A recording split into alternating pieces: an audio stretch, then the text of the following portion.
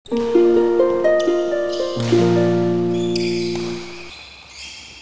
Idales, selamat datang kembali di channel hobi kita. Di video kali ini aku ingin bahas mengenai permainannya Fanny ya. Entah kenapa dia itu kalau mengembalikan sering kali nanggung. Jadi secara umum untuk jadi partner yang baik ya, walaupun temenmu itu atau partnermu itu atlet, tetap aja kamu bakal kalah kalau kamu ngasih bolanya itu tanggung-tanggung terus. Apalagi kalau dari lawan tuh bola tanggungnya dikembalikan atau disemes ke arahmu. Jadi auto mati. Tapi kalau disemes ke arah yang gendong mungkin masih bisa dikembalikan ya. Kalau aku amat-amati kemarin tuh kalau bedanya main sama atlet sama orang yang normal gini ya. Kalau atlet tuh bola sulit tuh masih bisa dikembalikan walaupun semesnya tajam dan keras tuh masih ada kemungkinan besar bisa kembali. Tapi kalau yang gendong pemain-pemain biasa ya auto mati lah.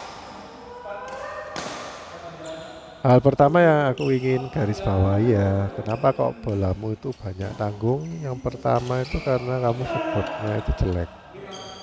Jadi yang paling penting itu footwork sebenarnya. Kalau kamu ke arah bolanya aja telat, jadi kamu mengembalikannya nggak bagus kualitasnya. Kalau kamu telat harus dikompensasi sama poles sama gerakan lengan yang bagus. Tapi kalau kamu udah lengannya nggak bagus, terus footworknya jelek, ya gimana ya? Ya jangan berharap banyak lah. Ya seperti Fanny yang barusan ini ya, dia ngambil bola yang di kanan udah terlambat, jadi ya mau gimana lagi. Padahal dia itu udah tangkap kalau aku nurunin bola kan ngenet tadi. Dia itu harusnya langsung jaga ke belakang. Dan dia udah mengarah ke arah sana cuman telat. Pindahnya itu telat. Terus banyak gerakannya itu pakai gerakan kayak lari ya. Jadi kakinya itu harus gantian kiri kanan dan akhirnya daratnya itu bukan di kaki raket. Jadi tubuhnya melontir ya. Jadi agak sulit ya kalau mengembalikan kakinya itu enggak berpijak pada kaki raket.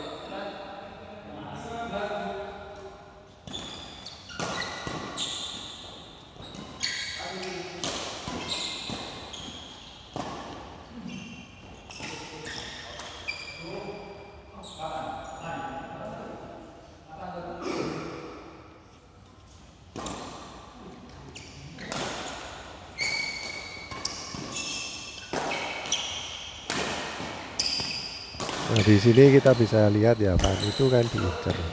Terus ngasih pengembaliannya itu lihat kan selalu ke tengah-tengah terus. Kalau ngangkat bola selalu ke kanan terus. Padahal kan bisa aja, padahal ada Erik yang di belakang di kanan ya. Kan harusnya bisa aja dikocak itu Erik kiri kanan. Tapi eh volesnya dari Fanny ini kurang fleksibel jadi untuk ngarahin bola ke kiri itu kayak nggak pernah gitu kayak sulit. Jadi defaultnya itu selalu ke kanan. Nah bayangin kalau Fanny itu berada di kanan lapangan kita kan, kalau defaultnya ke kanan ya bakal out kalau mukulnya kayak gitu, harus bisa ngarahin bola. Jadi tips yang kedua itu kamu harus bisa ngarahin bola, nggak cuman monoton pengembaliannya. Kamu mau bolanya nanggung tuh nggak apa-apa asal lawan itu jauh dari jangkauan bolamu. Kalau kamu lihat main single ya, pemain single tuh kalau ngenet itu nggak tipis sama bibir net, tapi diangkat agak tinggi tapi jatuhnya itu kayak U kebalik. Jadi tipisnya itu jaraknya antar net, bukan tipis ke ketinggian net. Nah itu yang bikin sulit kalau di permainan single, cuman itu jarang banget dipakai kalau nettingnya double. Hanya netting main double kan ada dua orang, jadi kalau dia yang belakang habis mukul, yang depan udah ready. Jadi kalau kamu ngasih bolanya dari ketinggian net itu agak tinggi, pasti udah bisa out atau di net kill sama lawan. Nah ini maksudku aku bilang kayak gitu apa? Jadi sebenarnya kalau nettingmu itu tak tanggung, jadi agak tinggi dari ketinggian net itu nggak apa-apa asal lawanmu itu nggak deket-deket dari situ. Coba kalian lihat di rally ini ya, aku kan udah berusaha untuk mengembalikan bola yang jauh dari lawan. Tapi waktu diambil sama Fani, terus dibuangnya itu malah di depannya Joshua. Dan udah gitu kan Joshua itu tinggi. Jadi bola segitu itu ya bagi Joshua enteng aja. Makanya langsung dismash mati. Karena kembaliannya Fani kan tanggung. Nah itu kita lihat juga ya, bola tanggung bagi lawan itu belum tentu sama. Kalau lawan kita pendek ngasih bola setinggi kayak gitu misalkan berapa 2 meteran ya, itu mungkin bagi lawannya nggak tanggung. Tapi kalau lawannya itu tingginya udah 175 lebih, kamu ngasih bola 2 meter ya otomatis itu tanggung banget buat lawan. Ini lagi pengembaliannya Fani itu udah tanggung, arahnya ke tengah lapangan terus. Lawan kita aja enak aja, jadi nggak perlu lari-lari ke kiri kanan terlalu jauh. Cukup jaga di tengah aja, jadi bolanya pasti bisa dikembalikan dengan enak. Nah ini baru kali ini Fani itu ngarahin ke pojokan lapangan ya, jadi di daerah kolomnya double sana. Nah itu baru kali ini dia dapat poin. Jadi harus berani ya untuk menantang diri sendiri. Kalau sering nempatin di pinggir-pinggir lapangan tapi sering out ya kamu harus latihan tapi arahnya itu ke sana. Diarahin sampai nggak out. Kemarin tuh aku lihat TV mengenai atlet-atlet badminton untuk mengomentari Lindan karena baru-baru ini Lindan dapat penghargaan sebagai masuk ke Hall of Fame-nya badminton bersama dengan Lee Chong Wei. Dan salah satu atletnya itu bilang kalau Lindan itu walaupun di poin-poin kritis itu dia berani untuk melakukan pengembalian yang tidak disangka-sangka atau mengandung banyak resiko.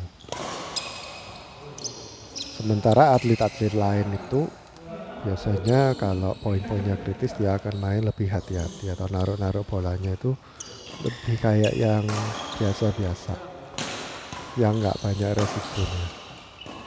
Ya, kamu memang harus ini ya, mampu untuk menantang diri sendiri supaya permainanmu itu berkembang, nggak cuman kembali ke tengah gitu terus. Terus ya nggak kalah penting ya, kamu itu harus tahu bola dari lawan itu bakal ditaruh di mana. Nah, ini gampang ngomongnya ya, tapi pelaksanaannya mungkin agak sulit. Soalnya itu butuh pengalaman ngamati gerak-geriknya lawan tuh butuh pengalaman bertahun-tahun. Cara paling gampang untuk itu ya kamu harus ngamati dirimu sendiri. Kalau kamu di posisi yang seperti kayak gitu itu biasanya bisa mengembalikan ke arah mana. Ya kamu sama lawan mungkin nggak sama ya, kadang-kadang kamu di posisi yang sama tapi nggak bisa melakukan pengembalian ke arah situ, ternyata lawanmu bisa. Contoh yang paling gampang misalnya Joshua ini, kalau aku kasih ke backhandnya Joshua dia itu masih bisa mengembalikan drive backhand dengan keras, jadi mirip-mirip kayak backhand smash gitu. Nah itu yang nggak banyak pemain itu bisa, maksudnya yang di regular player kayak kita ya, itu jarang yang bisa kayak gitu. Jadi waktu aku nempatin ke backhandnya Joshua nggak boleh terlalu yakin bakal dikembalikan nanggung, tapi harus lebih waspada soalnya pengembaliannya itu masih termasuk bagus. Sementara kalau kamu dikasih backhand mungkin pengembaliannya tanggung terus. Nah kalau tanggung terus ya kamu harus cari cara lain supaya nggak tanggung. Pertama memang bisa latihan ya supaya nggak tanggung. Yang kedua kamu cari arah pengembalian yang lain. Misalkan nggak lurus tapi ke samping atau silang gitu. Nah itu jadi kayak ya mungkin jadi kayak ciri khasmu lah. Nah kalau kamu tahu bolanya dari lawan itu bakal ditaruh mana, berarti kamu bisa ngejar bolanya itu udah kayak punya, jadi kayak jemput bola gitu. Jadi udah siap-siap bolanya itu bakal taruh mana, jadi kamu udah nungguin lah istilahnya. Dengan begitu kamu bisa melakukan pengembalian dengan lebih baik kualitasnya, jadi nggak nanggung. Ya basically kamu bolanya tanggung itu karena kamu itu telat-telat, nempatin posisinya telat, ngayun lengannya juga telat. Nah itu eh, yang bikin pengembalianmu itu nggak berkualitas, terus nanggung. Nah selain itu kamu juga harus ini ya, harus bisa membeda-bedakan lawan. Jadi kalau lawannya pendek atau lawannya tinggi itu harus dikasih pengembalian yang bagaimana. Jadi jangan diantem rata semua. Kalau aku biasanya mengembalikan lob ketinggiannya cuma segitu ya segitu terus. Nah kalau lawannya setinggi Excelsen 190 atau 2 meteran, kamu kasih bola yang nanggung kayak gitu ya otomatis kamu cepat mati lah. Nggak boleh ngasih pengembalian kayak pemain yang normal biasa gitu. Oh, standarku itu cuman segini, jadi pengembaliannya ya segitu gitu terus, nggak boleh kayak gitu. Jadi kita harus mampu membaca lawan.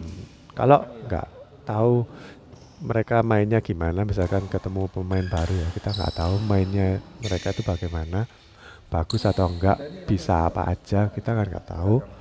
Tapi kita kan secara fisik itu udah kelihatan pemain ini pendek atau tinggi, terus dia itu lincah atau enggak. Misalnya yang agak gemuk mungkin kurang lincah, tapi yang lebih kurus mungkin lebih lincah. Walaupun itu bukan patokan ya, tapi paling enggak kita bisa mengira-ngira lah kemampuan lawan tuh bagaimana. Lalu tips yang keempat, biar kamu pengembaliannya nggak nanggung ya kamu harus mau latihan ini ya, pakai volesnya untuk dilatih, atau mungkin memperbaiki teknikmu mungkin kurang bagus. Mulailah dari grip. Kalau grip yang kamu pakai itu mungkin bikin pengembalianmu nanggung, ya mungkin harus dirubah ya. Walaupun kemarin aku wawancara atlet itu katanya gripnya ya biasa aja, cuma ada forehand sama backhand, tapi dia lebih banyak ngelatih di volley. Nah kalau kamu males latihan volley ya mungkin supaya lebih enteng harus merubah grip. Sebenarnya grip itu kan juga bagian dari teknik ya, jadi kalau tekniknya salah itu pengembaliannya juga nanggung. Jadi wajib banget kamu itu melatih atau memperbaiki teknik buat kamu bermain. Untuk belajar arah pengembalian lawan ya, kalau kita lihat habis lawan dikasih lurus biasanya kembalikannya itu silang, atau habis kiri selalu ke kanan, itu kayak gitulah. Jadi sebenarnya bisa ditebak sih, kalau kiri kasih kanan, kalau kanan kasih kiri. Terus kadang-kadang kalau habis kasih belakang kasih depan, walaupun mungkin nggak selalu seperti itu, tapi paling nggak kita udah 50% bisa nebak lah. Yang penting kamu gerak aja. Kalau kamu diem, habis mukul diem, itu oh, kamu meskipun bisa nebak pun juga gak bisa mengembalikan dengan baik, soalnya kamu kakinya harus melangkah dari posisi diam ke bergerak, itu butuh waktu. Tapi kalau kamu bergerak terus, itu lebih bisa mengembalikan bola dengan lebih sempurna. Lalu tips berikutnya yang kelima, kamu itu tambahin effort atau tambahin usaha atau power ya. Jadi kadang-kadang kita kalau main itu kan udah kebiasaan, misalkan kayak aku gitu ya, ngelop itu cuman dilempar lengannya gitu aja udah bisa jauh. Itu kan effortless ya namanya. Jadi udah nggak pakai kayak harus maksa untuk mukul lebih jauh lagi, itu nggak pakai kayak gitu, jadi udah langsung otomatis bisa jauh bolanya. Tapi kalau menghadapi lawan yang lebih tinggi dari rata-rata, kita kepingin ngelopnya lebih tinggi, tapi harus ngasih effort, nggak boleh main kayak biasa lagi. Misalkan biasa kita kasih power cuma 5, terus bolanya udah sampai ke belakang dan nggak nanggung. Tapi kalau lawannya itu tinggi, kita mungkin harus nambahin power jadi 6 atau 7. Capek kalau setiap kali kita nambahin power kayak gitu, nambahin dua itu capek ya, pasti lebih capek. Dan di waktu bola-bola yang kepepet, misalkan kayak aku di belakangnya yang servis ya, jadi partnerku servis terus sama lawan langsung disodok ke belakang. Nah, itu kalau aku gak nambahin effort untuk ngelot ke belakang, itu bolanya pasti tanggung. Itu aku udah alami sering banget ya. Dan kalau partnerku, kalau kebalik ya, kalau aku yang servis terus sama lawan disodok ke arah partnerku yang di belakangku persis, dia kalau mengembalikannya cuma ditampel seperti regular nampel biasa, itu pasti tanggung bolanya. Makanya kita harus nambahin effort. Nah, di sini aku nambahin effort ya. Terus waktu di smash bolak-balik, ya aku harus tambahin kekuatan biar nggak tanggung, paling nggak bolanya agak jauh lah. Aku nggak tahu kenapa kok Fanny itu masuk, malah bahaya tambahan malah masuk di waktu aku diserang. Mungkin dia pikir nggak mau kelihatan nganggur ya, jadi masuk di tengah. Nah, bicara soal masuk kapan ya, itu nggak lepas dari yang namanya timing. Jadi tips berikutnya yang keenam, kita bicara mengenai timing. Nah, timing aku bagi jadi dua ya. Jadi timing kapan kita masuk. Kalau masa transisi itu kadang-kadang kita habis ngelop-ngelop terus waktunya nyerang, lalu yang satu harus masuk ke jaga depan kan. Nah, itu ada masa transisi. Itu kita harus tahu kapan kita masuknya. Kayak yang tadi Fanny itu masuk waktu aku di smash sih, Fanny masuk itu bukan di saat yang tepat dia masuk kayak gitu. Soalnya bolanya itu dari aku masih tergolong nganggur. Jadi kalau mau nyemes itu juga nggak tajam-tajam banget gitu. Jadi kalau dia masuk ke depan tuh salah. Lalu yang berikutnya timing mengenai mukul. Cara mukulnya itu timingnya nggak tepat. Maka dari itu bolanya tanggung. Kadang banyak coach yang bilang raketnya di atas, padahal belum tentu kalau raket di atas itu kita bisa mengalihkan dengan baik. Tapi yang pasti kalau kita ngelihat bolanya ke lawan tuh kira-kira mengembalikannya udah out of position, kita pasang raket di atas tuh lebih enak. Terus kalau lawan itu mau ngenet, kita pasang raket di ketinggian net, itu udah bagus. Seandainya tadi yang di awal-awal tuh kan sempat bolanya ngenain net terus Fanny nggak bisa ngembaliin ya. Seandainya bolanya itu ternyata ngenain net terus kan berbelok arah, kita masih bisa merubah pegangan raketnya itu diturunin terus diambil dari bawah terus diangkat ke atas, jadi ya buang bola itu masih bisa daripada waktu di net terus kita ngambilnya raketnya udah di bawah, ya kamu udah bingung ini mau diapain lagi. Cuma bisa diblok aja kan. Kalau ngeblokmu kamu nggak tahu caranya supaya bisa tipis, ya pasti tanggung bolanya atau malah takut dan nggak nyampe. Selain di net ya, waktu kita mau ngelob, waktu di sebelah forehand atau di sebelah backhand, itu kalau kita timingnya nggak pas, terutama yang backhand ya, kalau kita ngambilnya itu udah di bawah ketinggian bahu, itu tambah lama tambah sulit. Jadi sebaiknya ngambilnya itu memang di atas, dan sebaiknya ngambilnya di bolanya waktu di depan, jadi lebih enak. Kalau bolanya udah ngelewati badan kita harus ngambil puter balik badan, itu tambah sulit. Nah, kalau kamu nggak ngeluarin ekstra effort, nggak ngeluarin ekstra usaha, pasti bolanya itu tanggung. Jadi sebenarnya yang tadi aku bilang itu sangat penting ya, footworknya. Kalau kamu telat kemana-mana, pasti nanggung. Terus kalau timingnya telat, ngambilnya selalu di bawah terus. Tapi kamu lihat Yosua ya, Yosua itu ngambilnya malah sengaja ditunggu bolanya di bawah supaya dia bisa mainin bola, maksudnya untuk mengecoh lawan. Kalau biasanya lawan tuh ngambilnya di atas, kita kan udah tahu pasti bolanya itu bakal taruh mana. Tapi kalau dia nunggu, bolanya ditunggu sampai di daerah pinggang itu, ketinggian pinggangnya Yosua, terus pukul, kita jadi bingung.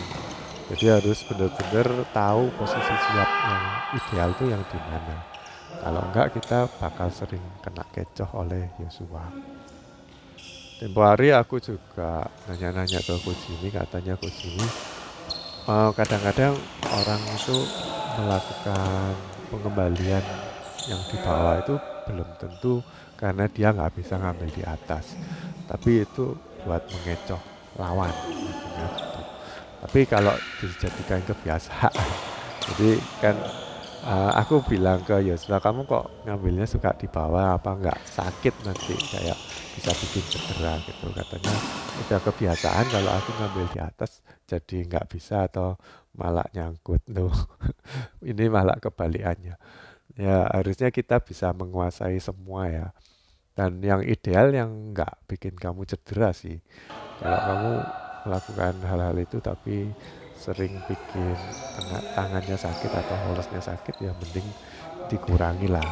Ngambil yang umum-umum aja, dan yang ngambil di bawah itu dibuat kayak trick shot, nggak selalu dilakukan.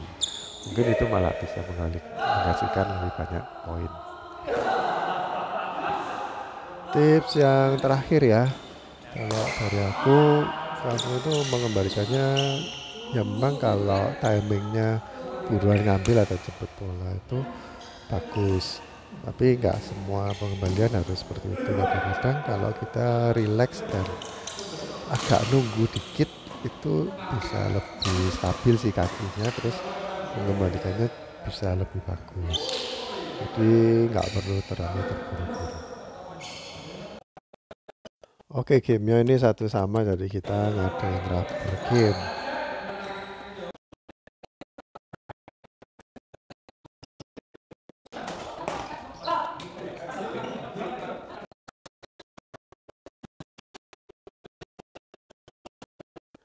Ini Fani habis ngasih flick serve ya, itu lompatnya itu mundur, udah mundur itu sekali aja atau 2 kali udah cukup, jangan mundur 3 kali. Yang terakhir langkahnya dilebarin, terus langsung siap kakinya dibuka. Terus kalau tahu udah mau disemes ya, tangannya langsung disiapin. Jadi gerak raketnya itu cepat, terus ngambilnya di sekitar depannya lah, jangan sampai di daerah telinga, itu udah gak enak. Ngambilnya itu pasti nanggung kayak gitu, jangan bisa diblok. Kalau kamu udah tahu bolanya itu telat, udah sampai di daerah telinga, udah nggak perlu dikasih tambahin kayak volley atau maksa untuk mengembalikan ke belakang atau ke atas lagi. Ya udah, kamu cuma bisa ngeblok aja. Jadi bloklah setipis mungkin, jangan maksa untuk buang bola ke atas. Kadang-kadang pengembalian bola nanggung itu karena kita itu punya kebiasaan kalau dikasih seperti ini kita mengembalikannya seperti itu. Udah kebiasaan lah. Kalau kebiasaannya kayak gitu, banyak nanggungnya, ya jangan dilakukan terus. Kadang-kadang kita harus merubah kebiasaan itu, kita rubah. Kalau biasanya kita dikasih ke daerah backhand, kita buang bola atau maksa untuk ngangkat gitu ya. Nah kali ini coba latihan untuk ngeblok aja atau ditaruh di net setipis mungkin. Mungkin di awal-awal kamu melakukan hal itu di luar kebiasaan normal ya, Mungkin di awal-awal kamu banyak nanggungnya atau banyak nyangkutnya, nggak apa-apa. Latihan aja terus sampai bisa bagus. Itu yang dilakukan oleh om-om dan bapak-bapak. Latihannya supaya bisa sampai tipis bolanya. Nanti bisa jadi senjata loh itu. Kalau kamu udah tua, nggak perlu effort banyak-banyak, cukup naruh di tipis-tipis itu. Walaupun atlet, kalau bolanya dari kita itu ngenain bibir net terus berbelok arah dan jatuh atau lucky ball ya, itu pasti sulit untuk mengalihkan. Jadi latih aja untuk lucky ball terus kalau bisa. Kalau nggak bisa ya nggak apa-apa, pokoknya itu arah tujuan kita latihan. Jadi harus tipis. Selain tipis di net juga harus tipis di tepi lapangan, di garis putih itu. Itu waktu aku training suka main single, arah pengembalianku juga nyasar ke garis putih. Kalau nggak gitu ya pasti kalah. Harus latihan lah, mana ada yang instan. Kita harus banyak latihan. Kalau latihan mainnya jarang-jarang karena seminggu sekali ya, kita harus latihan di rumah itu mungkin sama tembok, atau kalau enggak ya latihan yang fisikal, yang nge-gymnya pakai kayak grip, terus latihan barbel kayak gitu. Kalau Fanny sih aku rasa perlu latihan kayak footwork bayangan ya, latihan shadow supaya kemana-mana lebih cepat, terus kakinya itu lincah. Nah kayak gini kakinya itu udah nggak mau ngambil ya, jadi habis pukul tuh langsung ya kakinya itu dirubah lagi, jangan stay habis pukul kakinya gitu ditaruh di depannya, nggak bisa lari kamu.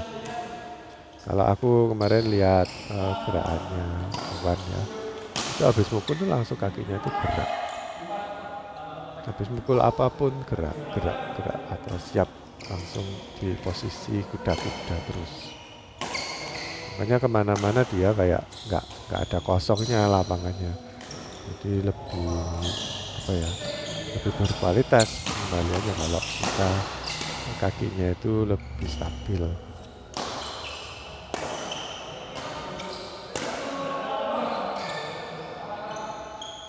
Aku pengen tahu sebenarnya waktu Fanny itu jaga di belakang, yang diamati itu apanya Yosua?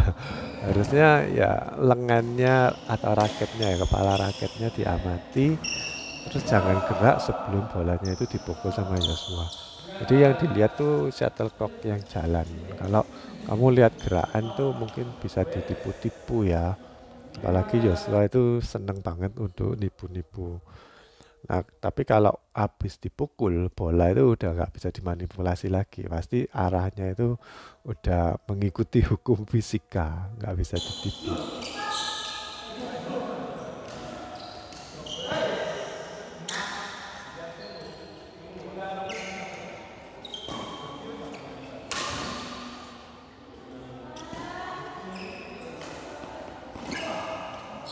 Ini aku ngangkat bola, kakinya Fanny itu terlalu belakang kaki raketnya. Harusnya lebih banyak, lebih ke posisi agak sejajar itu. Jadi kaki kanannya itu dimundurin cuma satu tackle aja. Jangan terlalu banyak, nanti nggak bisa maju.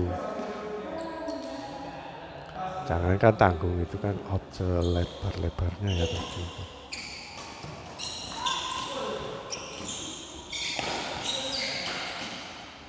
Kalau aku lihat Fanny itu asal nempel aja ya, harusnya bisa lebih tajam lagi tuh bolanya dari Fanny, tapi cuman asal digredek kayak kamu buka pintu lerekan itu cuma digeser, buka korden. Aku bilangnya kayak buka korden gerakannya Fanny, kayak digeser gitu aja, nggak bisa kalau kayak gitu. Kalau mungkin kalau di daerah garis T gitu kamu geser gitu masih bisa ya, dikipas gitu. Tapi kalau udah di belakang itu nggak bisa, pasti nggak nyampe bola.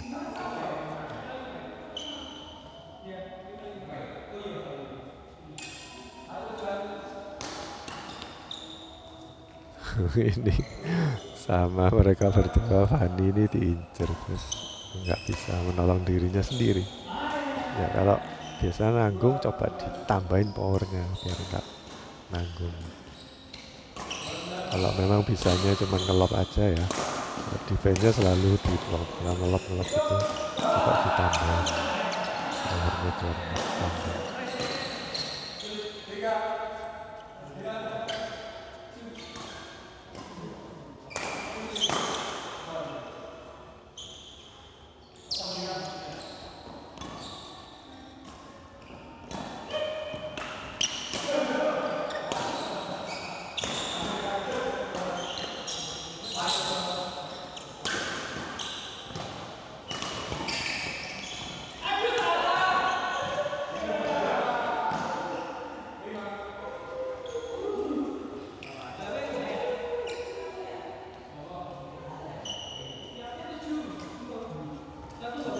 Seperti yang aku tadi bilang lah, Joshua kan bisa pengen smash ya, jadi itu perlu diwaspadai juga. Soalnya Fandi ini sebenarnya nggak nyemes tadi, cuma lompat aja terus diblok. Ya paling nggak bisa hasilin poin lah. Padahal kalau dia siap sebenarnya bisa nyemes langsung nge-kill. Ini harusnya Fanny itu tahu kalau aku itu ngambil di belakang agak samping ya, harusnya dia itu ngisi ke ruangan kanan, jangan jaga di tengah terus. Ya aku habis mukul pasti maju lah. Aku itu ngasih pengembalian pasti ngeliat partnerku itu berada di mana. Jadi aku ngasih bolanya itu yang bisa di-cover oleh aku sendiri dan yang bisa di-cover oleh partner. Tapi kalau kamu nggak bisa nempatin posisi di mana yang aku harapkan, itu kemungkinan besar banyak bolongnya lapangan kita.